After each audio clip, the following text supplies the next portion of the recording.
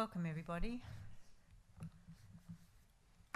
I'd like to welcome everyone here tonight to Council's Planning and Consultation Committee meeting and wish to advise the meeting will be recorded and live streamed. The live stream and video recording will be made publicly available via YouTube and on the Council's website. Nillumbik Shire Council respectfully acknowledges the Wurundjeri Woiwurrung people as the traditional owners of the country on which Nillumbik is located, and we value the significance of the Wurundjeri people's history as essential to the unique character of the Shire. We pay tribute to all First Nations people living in Nillumbik, give respect to elders past, present and future, and extend that respect to all First Nations people. We respect the enduring strength of the Wurundjeri Woiwurrung and acknowledge the ongoing impacts of past trauma and injustices from European invasion, massacres and genocide committed against First Nations people. We acknowledge that sovereignty was never ceded. Wurundjeri Woiwurrung people hold a deep and ongoing connection to this place. We value the distinctive place of our First Nations people in both Nillumbik and Australia's identity, from their cultural heritage and care of the land and waterways to their ongoing contributions in many fields, including academia, agriculture, art, economics, law, sport and politics.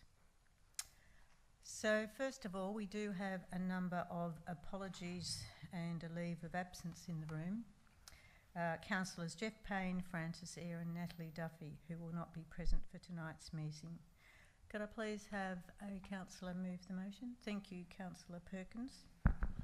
Thank you, Chair. I'll note that I'll move that Council notes the apologies of Councillor Jeff Payne and Councillor Natalie Duffy, and 2 accepts the leave of absence from Councillor Francis Eyre. Thank you, Councillor Perkins. Can I have a seconder, please? Thank you, Councillor Ramcharan. All those in favour? And that is carried.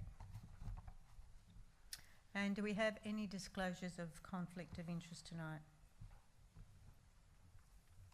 No, thank you.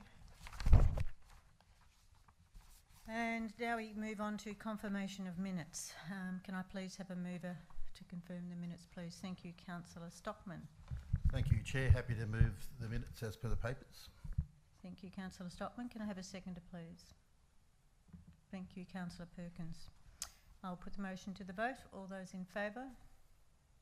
And that is carried. So our first officers' report tonight is the Creative Infrastructure Framework Committee engagement findings, and we have 6 speakers tonight. So we're starting off with Matt Jones, who is the Montserrat Chief CEO. If you'd like to take a seat, Matt, you have 3 minutes.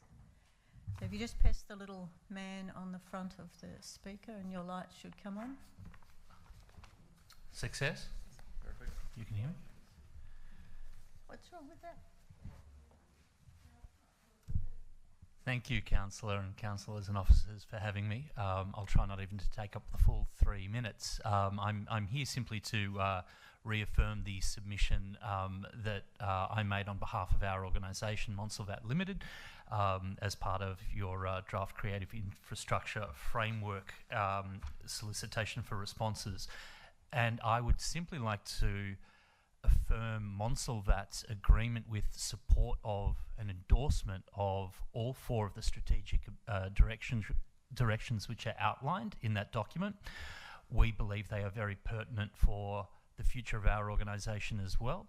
Of those 4 strategic directions, I would draw our attention particularly to the second one, building partnerships. Montserrat, as Australia's longest continuously inhabited and activated artists colony, has a long and proud history of association with Eltham, Nillumbik, this part of Greater Melbourne, and we are doing everything that we possibly can to reinvest in our own future as an ongoing and major creative asset in the region.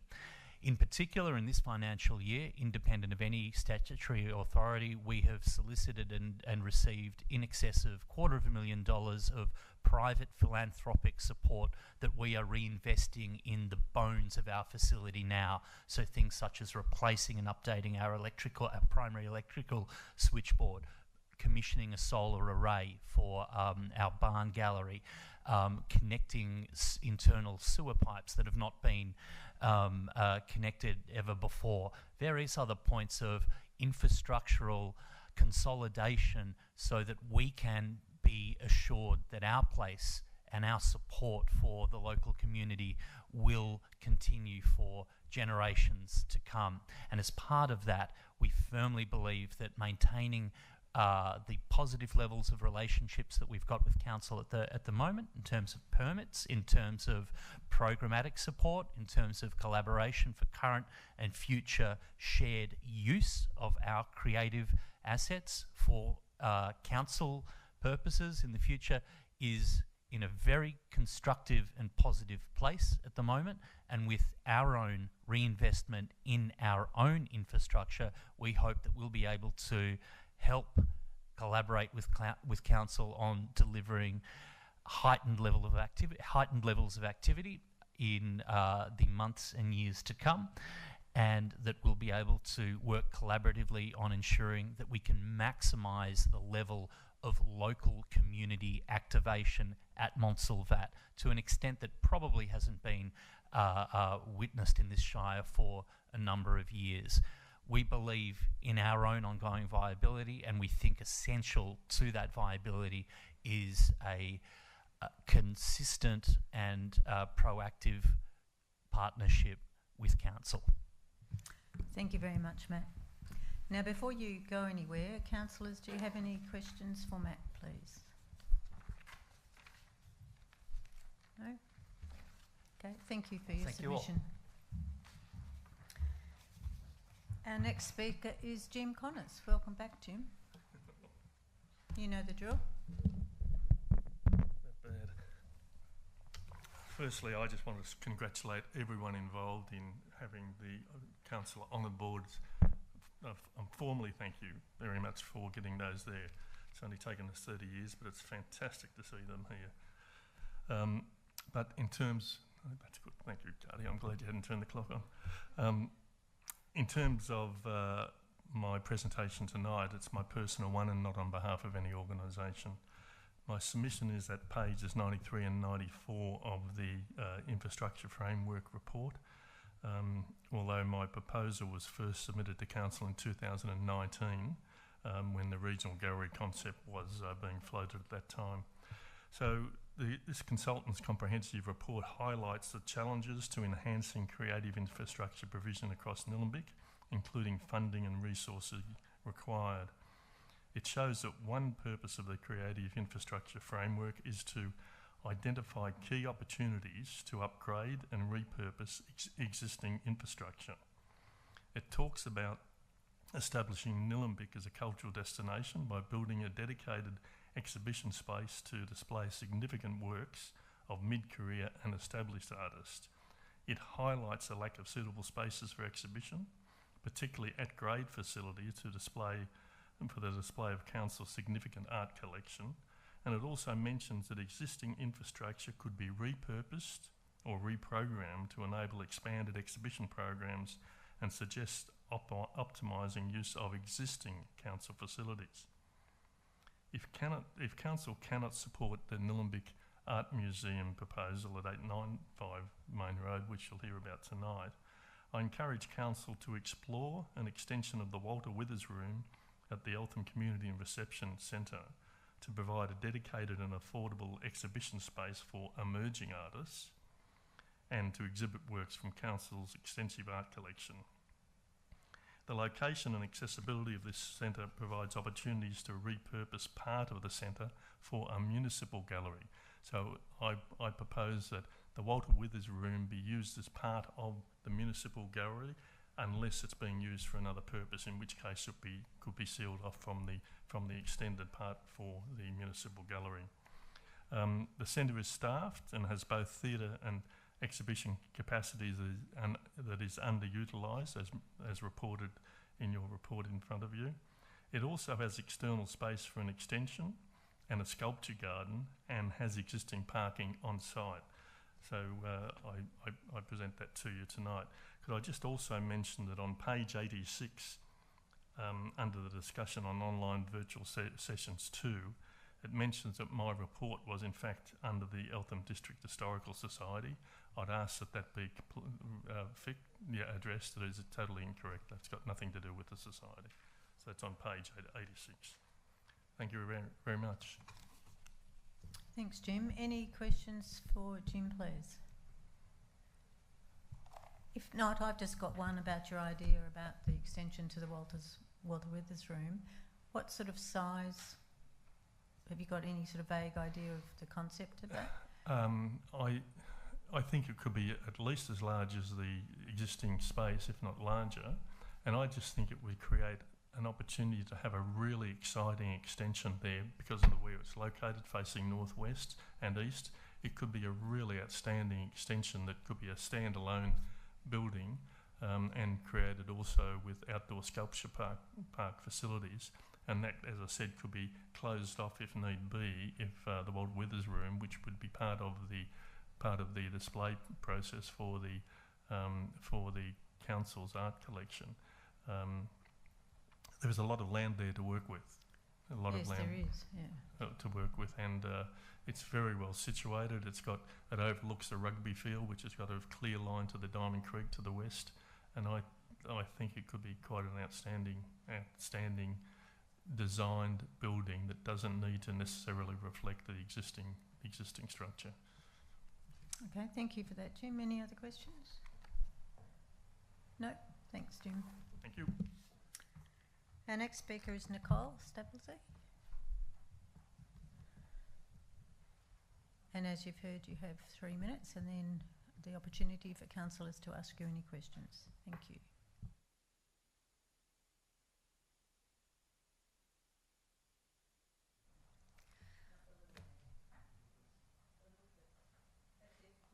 I'm on now. I'm Nicole Staveley and I'm speaking on behalf of the Nillumbik Art Museum Committee. We are a community group with diverse representation across Nillumbik, including community groups, artists and an architect. We have spent 18 months researching the functions and operation or costs of more than 30 art museums and galleries across Australia, as well as art policies of state and federal arts organisations, and have developed a proposal for a multi-purpose building design offering a variety of artistic uses which will support the current and future needs of Nillumbik's artists' heritage. Having NAM sited on the 895 Main Road, Eltham, and built to industry standard requirements will attract the most philanthropic financial support as well as locally and nationally significant bequests and permanent loans of artworks. In our discussion with philanthropists, the NAM committee have already secured private donor willing to donate $1 million to the construction of an art museum at 895 Main Road, Eltham, and 2 other donors who have offered a total of 500 artworks in the millions of dollars if and only if a dedicated industry standard museum is built at this site. The calibre of these artworks and the locations of NAM will attract the largest number of visitors and as a result be the most economically sustainable option to build and operate. According to the 2019 Nillumbik Regional Art Gallery Feasibility Study report, an arts venue sited at 895 Main Road, Eltham will attract 110,000 visitors per year by the 3rd year of operation. This is validated by the 96,900 people already participating in Nillumbik's arts and cultural development programs, as stated in the Council's 21-22 annual report. The number of visitors beyond Nillumbik could be significantly higher, according to the director of the Gippsland Art Gallery. Hosting the 2021 Archibald Prize demonstrated that most visitors to the Blockbuster exhibition came from outside the local shire, contributing approximately $4.8 million to the local economy in that single year. The event also prompted the Wellington Shire to integrate the Blockbuster into the 21-25 council plan. NAM will permanently exhibit and store the council's existing art collection, which is currently stored in commercially leased storage, costing council thousands per year and $60 for a person to view an artwork. Many artworks are never displayed due to the lack of industry standard exhibition spaces. NAM at 895 Main Road is a 5-minute walk from the train station, multiple bus routes, and is the only site large enough for multiple exhibition storage spaces, 7 artistic studios for artists from each of the Nillumbik wards, and an education centre for school groups. archival facilities and internal parking within the building for all visitors. Thank you. Is there any questions? Thank you very much. Councillors, any questions for Nicole? Yes, Councillor Ramcharan. Thank you, Chair. I think we're hearing loud and clear from many in the community that an art gallery would be a very valued space. There are different ideas on the location. We had Jim before just talking about having it at the Eltham Community Reception Centre. I was just wondering what you would think of that location as opposed to the site on Main Road. From the research that's been done so far by the committee, our understanding is the need for the facilities to be at that's a standard appropriate for certainly the collections that we have that we're talking about already, and any other existing collections that may be donated. So it really is looking at a purpose-built venue that can cover all options, and one of the reasons of actually calling it an art museum is the fact that there's many options for many different types of art to be able to be located in the building as well. So we think that a purpose-built venue on that site with the research that has currently been undertaken is the best option, and obviously looking forward to a business plan to follow that to back up the research that we've already done.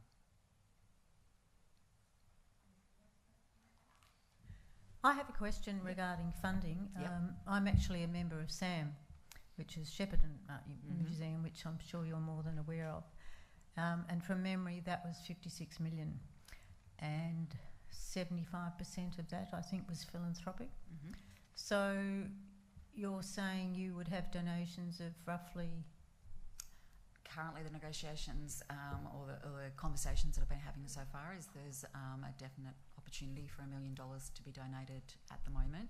What we are looking at with the research we've done over the number of different art galleries that we researched, we're looking at approximately $30 million, which is $25 million cheaper than what the council's last proposal was.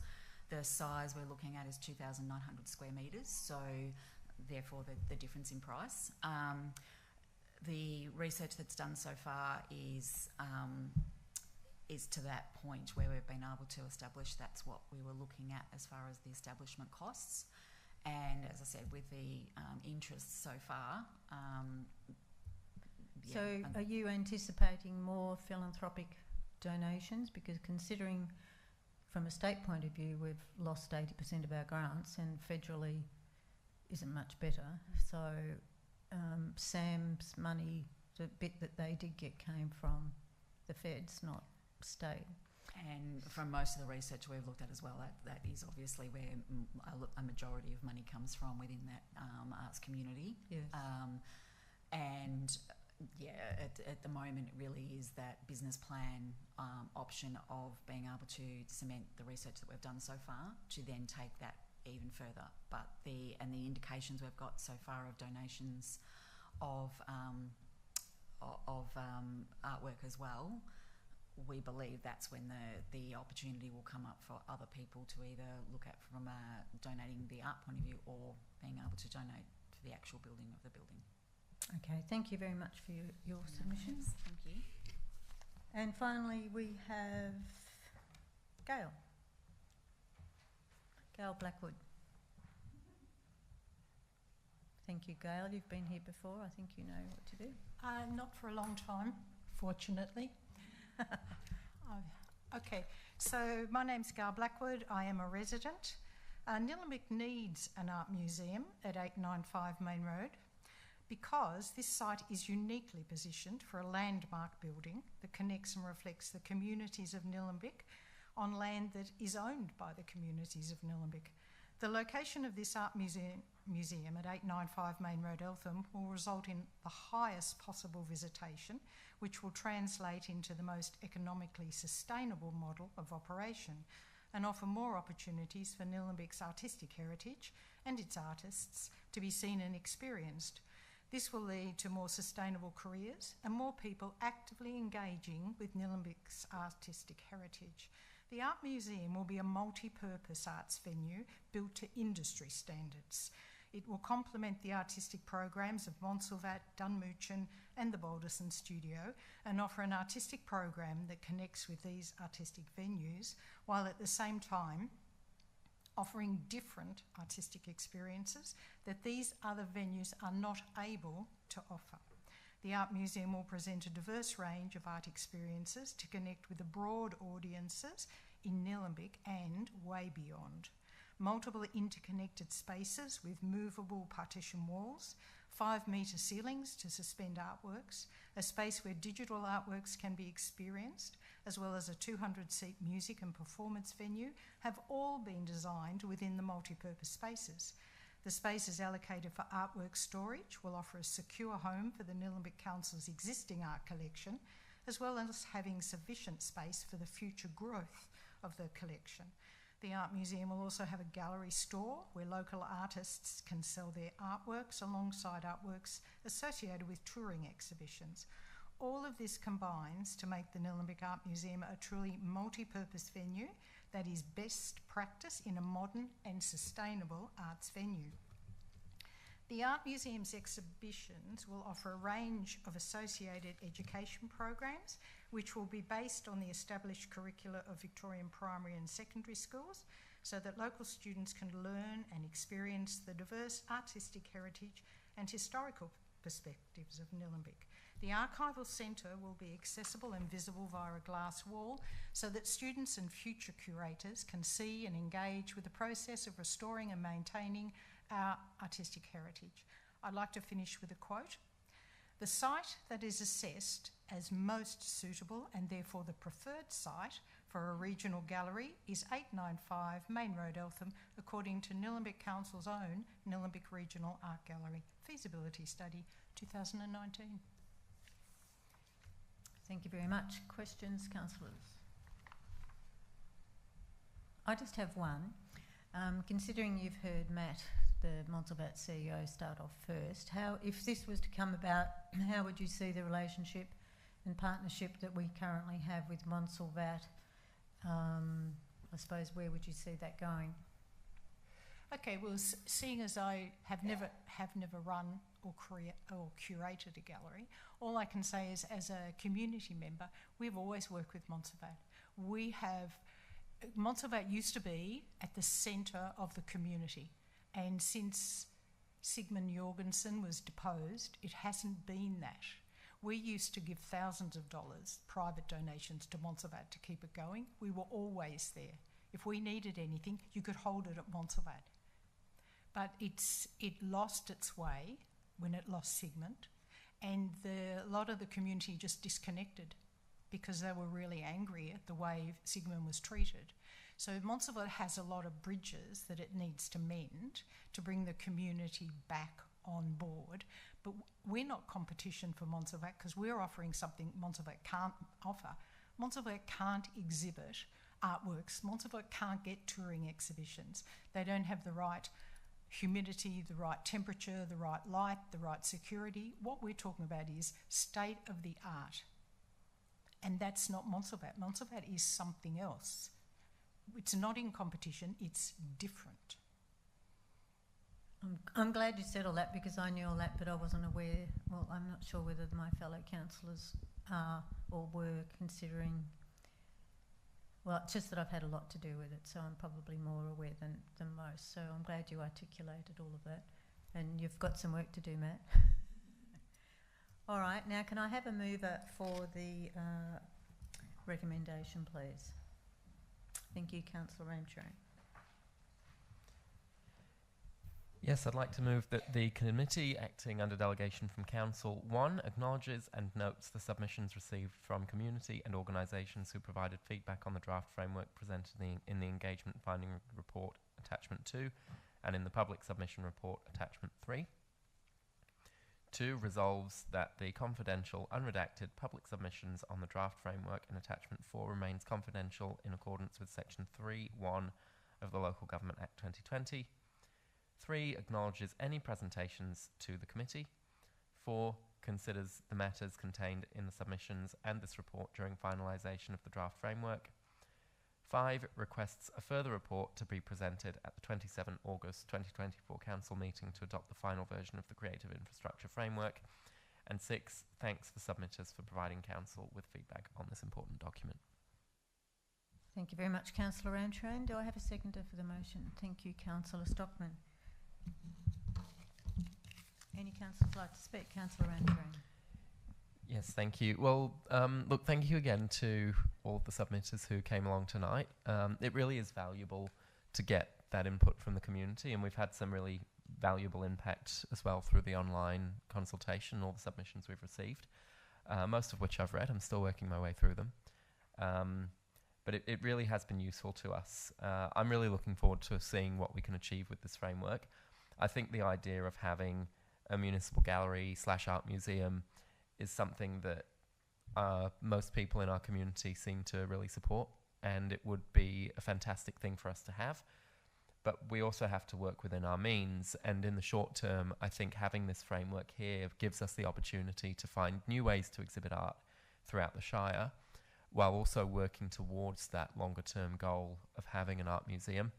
It's something that'll cost a significant amount of money, and it's not going to be an easy thing to achieve, but I think we've got the right people in the community working on it, and I really do hope that that plan comes to fruition. And yes, I still need to meet with the Art Museum Committee, and my apologies for being unable to come along last week, but I will do my best to come along at some point in the future, because I think this is something that our community is really passionate about, and as councillors we have the responsibility to listen and to support that where we can.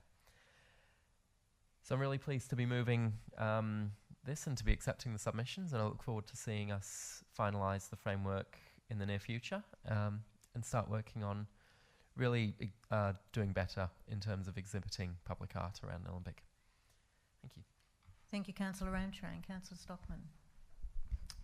Councillor Perkins, anything you wish to say?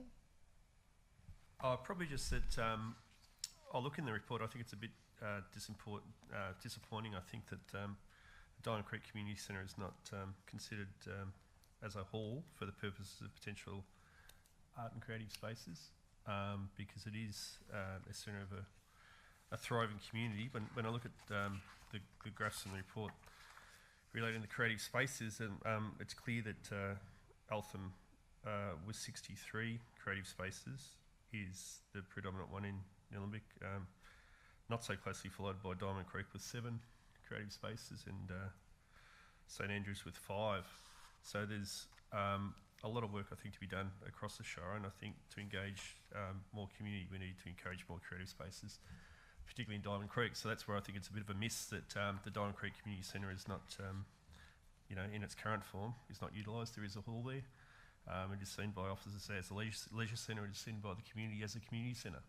I think, it'd be good to see some a bit more focus in that area, and I look forward to the next council meeting where I'm sure we'll see the 3 Eltham councillors here.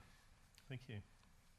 Thank you, Councillor Perkins. Yes, I'll just make a few comments, and I'm totally in support of the recommendation, and my preferred location will be 895, simply by virtue of the fact that Montsalvat doesn't have, I think the workshop spaces are really, really important. There's a lot of stuff that goes on in SAM it's along those lines, from the school options that we were talking about, and just enabling all those different groups that currently don't have the facilities. So I'm totally in support and have been since I got on council way back. So it's something I'd like to see achieved in my lifetime, so I'm hoping it does. So thank you very much. So we still have to vote, so all those in favour? And that is carried. And also I'd like to thank all the submitters' time and effort in coming along and submitting as well. Thank you.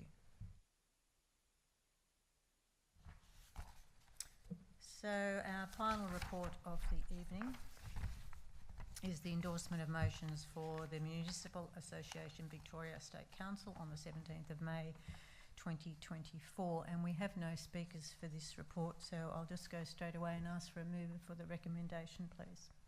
Thank you, Councillor Perkins.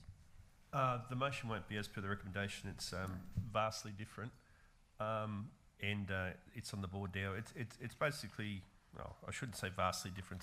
It's much reduced. I'll read it out. The motion is that the committee acting under delegation from council resolves to adopt the following three motions to the Municipal Association Victoria State Council meeting to be held on the 17th of May 2024. Number one, that the state government in collaboration with local councils allocate funding to investigate and trial initiatives to reduce harm to wildlife and improve driver safety.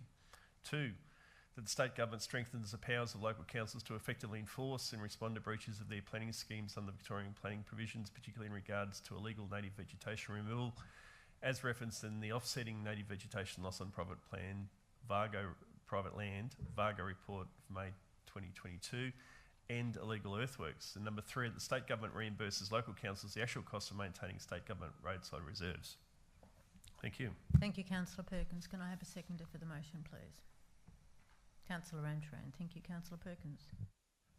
Look, there's other rationale for the motions in the council report, which I won't go through line by line, but just the motions as they currently sit. I think the first one makes sense as it reads, that we do have issues right across Nillumbik and presumably right across the state with wildlife conflicting with vehicles and on roads and with bicycles. So we're looking for more support to local government.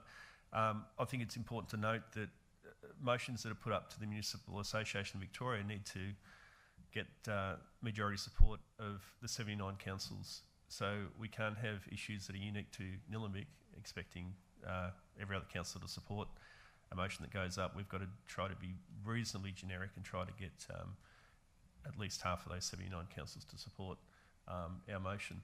The second one was initially written purely around native vegetation loss and the fact that Nillumbik and other municipalities don't have great powers to enforce planning provisions, particularly in relation to removal of or illegal removal of native vegetation. So we're trying to strengthen those planning provisions. There was a VARGO report of May 2022 that is referenced in the motion that particularly, shone a light on the fact that councils haven't got much power and aren't very good at effectively enforcing or offsetting vegetation removal loss as a result of illegal removal or earthworks. And the third one is that, this council certainly finds, and presumably all councils find, that the cost of maintaining Vic Roads road reserves is far in excess of any reimbursement we get back from the state government. It costs a lot more, multiple times more, to maintain areas like Main Road Eltham, which is all effectively state government land through the Eltham Gateway. It costs a lot more to maintain those road reserves than any reimbursement or offset we get from the state government. And we're looking to put that broader argument that if local governments are maintaining state infrastructure, state should be helping to fund it a lot better than they currently do. There is some other rationale in the report which I won't go to specifically. I think the gallery can read that at their own time, but unfortunately I won't be around I'm the MAV delegate. I won't be around on the May meeting of the State Council. I'll be otherwise engaged, and the Deputy Delegate, Councillor Karen Egan, will be there. So I just hope the motion as put gets support. Thank you, councillors. Thank you, Councillor Perkins.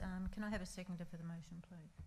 Councillor Ramcharan, do you wish to speak? Absolutely.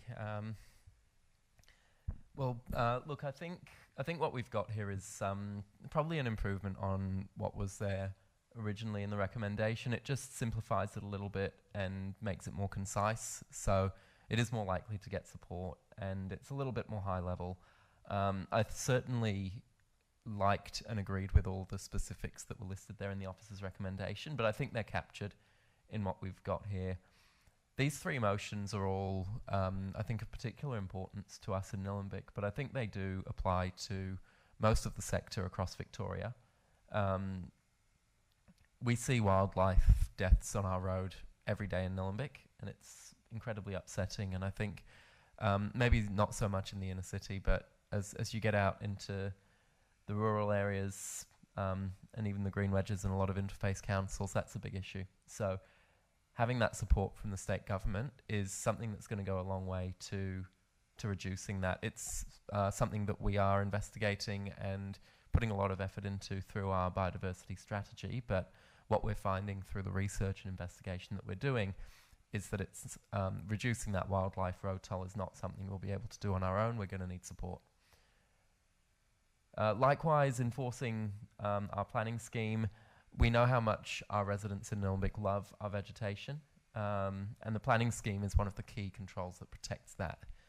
And so being able to enforce the planning scheme more strongly to create a real deterrent to stop people from doing the kind of damage in our shire that nobody wants to see, it's incredibly important. And so getting the state government to give us a little bit more power in enforcing that planning scheme so that we can make sure people are doing the right thing, I think is incredibly important. And finally, and I think Councillor Perkins covered it very well in terms of maintaining state government land, particularly roadside reserves. We do a lot of it. We don't get much money for it. And we're struggling to do a good job of it with the money that we've got. So that help from the state government will go a long way to really doing the best we can for the community in terms of maintaining those roadside reserves and maintaining the amenity there to the standard that the community would expect to see, and also making sure that they're free of weeds, which is incredibly important as well for our biodiversity here in Nillumbik. So that support would go a long way for us. Thank you. Thank you, Councillor Rancher. And Councillor Stockman, do you wish to speak on this motion? We still have to vote, so all those in favour? And that is carried. Thank you very much. We have no supplementary or urgent business and no confidential reports, so thank you everybody. That concludes our meeting at 7:39. I declare the meeting closed. Thank you.